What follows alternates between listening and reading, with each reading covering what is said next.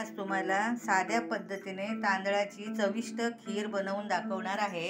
त्याच्यासाठी मी अर्धी वाटी अर्धा तास तांदूळ भिजत घातलेले आहेत। हे आता मी त्याची तयारी करून दाखवते तुम्हाला। मी आता भांडं हे तापत ठेवलेलं आहे। त्याच्यासाठी मी अर्धा लिटर दूध घेतलेलं आहे। हे बघा, अर्धा लिटर मी दूध घेतलंय आणि हे आता तांदूळ त्याच्यामध्ये मी टाकणार आहे।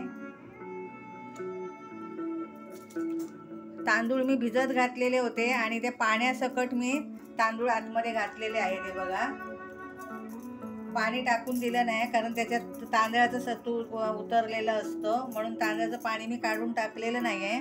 तुम्ही काढून टाकू शकता तुम्हाला नको असेल तर। हे आता मी मीडियम गॅसवर हे तांदूळ शिजत ठेवलेले आहेत दुधामध्ये।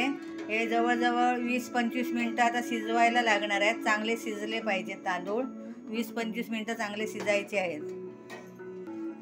मी तांदूळ भिजत का ठेवले होते कारण ते लवकर शिजायला पाहिजेत ना, म्हणून मी अर्धा तास भिजत ठेवले होते आणि मग चांगले शिजले जातील। हे बघा, म्हणून ते मी अर्धा तास भिजत ठेवलेले होते तांदूळ।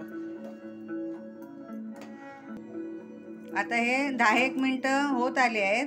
10 मिनिटं जवळजवळ झाली आहेत आणि आता शिजायला अजून थोडा वेळ लागणार आहे। अजून 10-1 मिनिटं लागतील शिजायला चांगले। हे बघा, व्यवस्थित शिजते। ह्याला आता ही साय धरलेली आहे, ती आपण काढून टाकायची नाही आहे, त्याच्यामध्ये तशी ढवळायची आहे पूर्ण।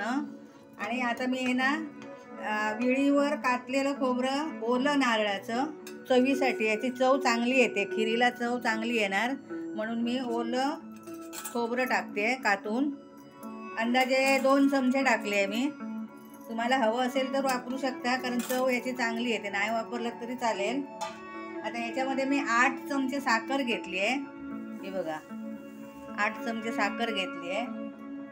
याच्यात केसर घेतलं आहे। हे बघा, केसर टाकते मी। आता बदाम पिस्ता बारीक करून मी टाकते याच्यामध्ये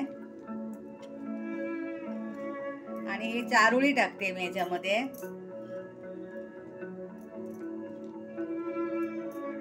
आणि चव चांगली येण्यासाठी मी थोडासा गूळ टाकते। हे बघा, साधारण छोटे 2 चमचे आहेत।